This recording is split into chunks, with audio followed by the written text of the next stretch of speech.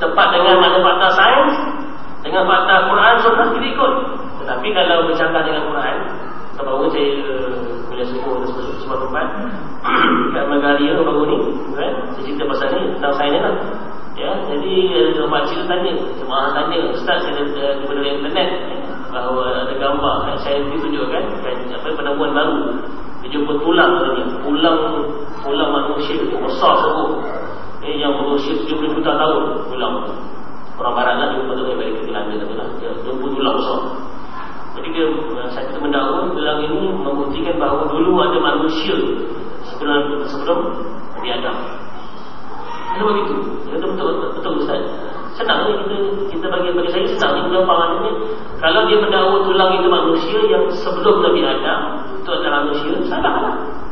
Kalau kita orang beriman yakin mudah, yang pertama kali cerita Adam, maknanya manusia pertama adalah Nabi Adam AS. Kalau ada tulang-tulang haiwan sebelum itu, mungkin haiwan, mungkin gorila, mungkin dinosaur. Jelas. Bukan semua saintis fakta-fakta tu kita boleh pakai tak? Maknanya segala fakta kajian tengok dulu. Kita sedaran kita Quran Sunnah betul okey, tepat, membuktikan Quran. Tapi kalau atas nama sains sekalipun dia konon cuba nak tukar fakta Quran Sunnah, maka kita tolaklah sains tu.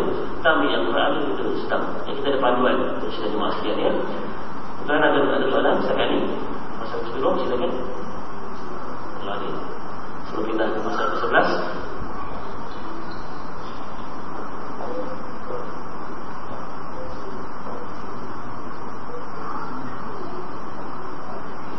Tadi insyaAllah ya. Pasal yang ke-11, antara tanda kerasulan ialah berita gembira. Apakah yang dimaksudkan dengan berita gembira ataupun al-bishara, al-bushra? Apakah maksud al-bushra, berita gembira? Berita gembira apa maksudnya?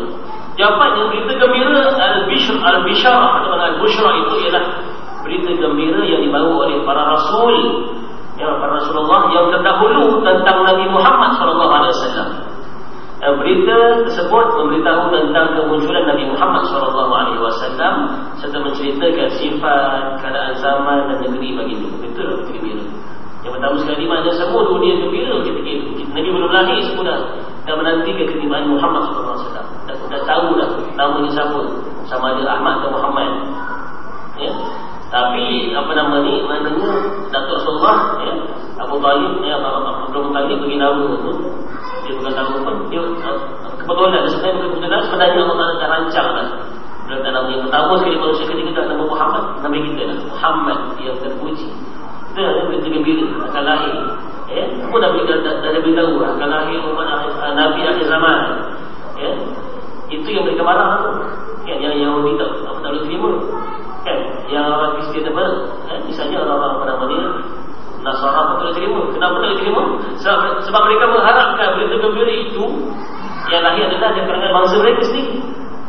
Yang Yahudi harapkan kalau boleh orang Yahudi juga lah, bangsa Yahudi juga nak jadi Nabi yang akhir zaman tu kalau boleh. Yang mau kitab Taurat tu kan. Maknanya yang orang Nasara pula mengharapkan bangsa mereka lah yang berkitab Injil. Bangsa mereka. Tiba-tiba yang Allah pilih bangsa Arab, Quraisy, Nabi Muhammad SAW. Itu yang mereka pilih. Itu ada sebab lah. Tapi itulah sebab Islam ni adalah agama wahyu, bukan atas rasa kebangsaan, bukan atas rasa darah, bukan atas rasa tempat, tidak. Tapi Islam adalah agama wahyu. Siapa pun dia pemimpin kita taat. Yang penting dia bukan Quran Sunnah kan. Siapa pun rasul yang Allah nanti kita taat lah untuk itu.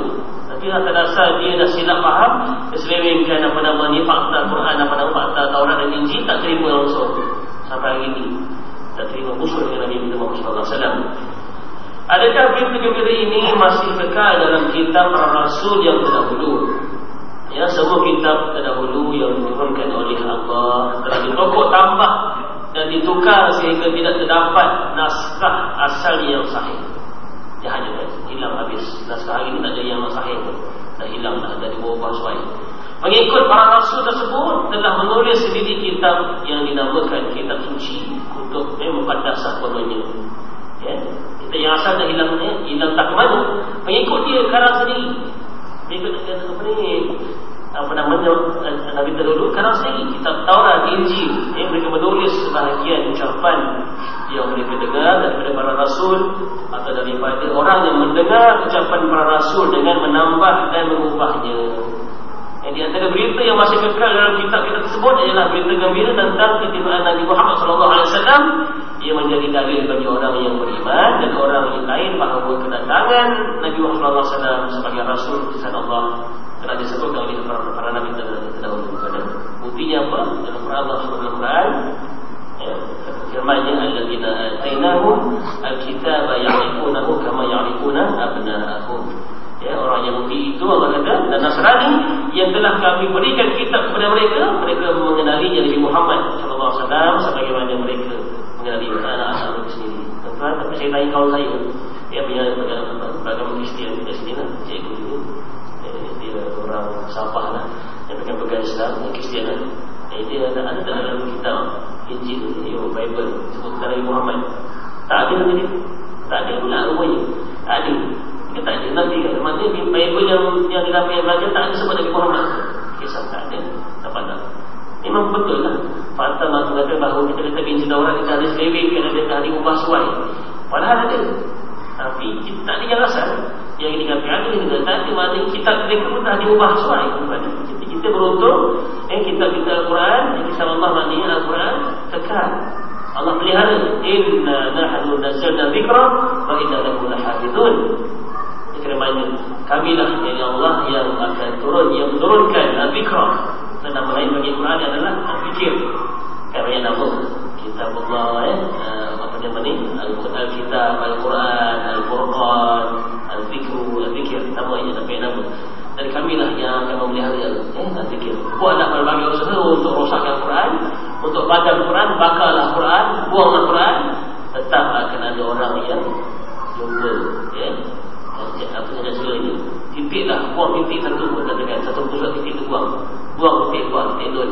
InsyaAllah Allah akan jumpakan. Ada orang yang jumpa akan report saya titik ni, saya report tak melaju. Kan dulu ada orang yang tak hormat Quran, dia banyak Quran-Quran buruk, kan.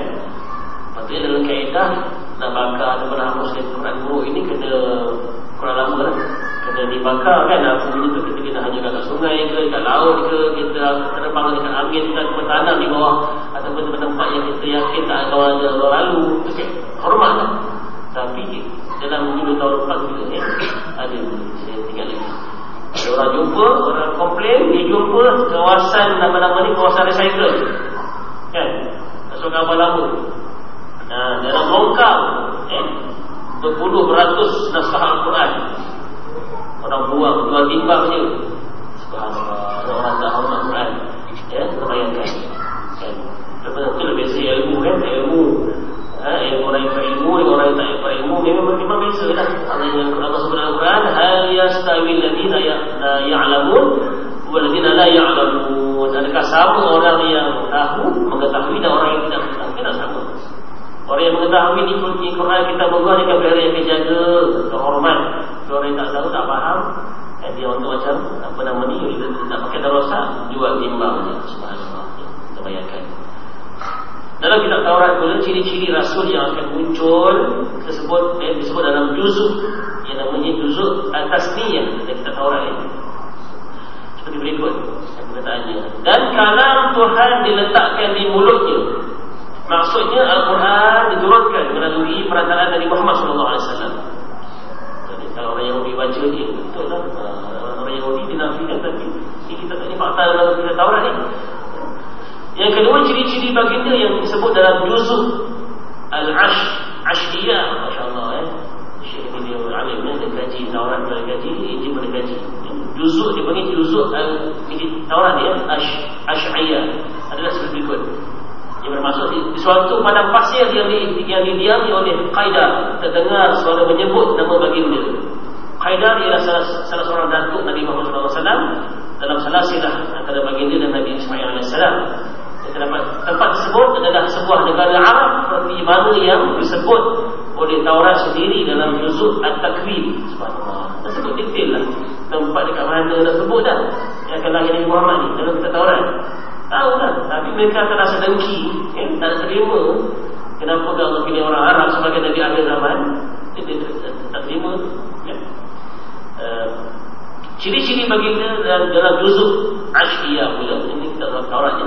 Sesungguhnya terdapat tanda kekuasaan dia, kenabian di atas bahunya sebesar telur burung merpati.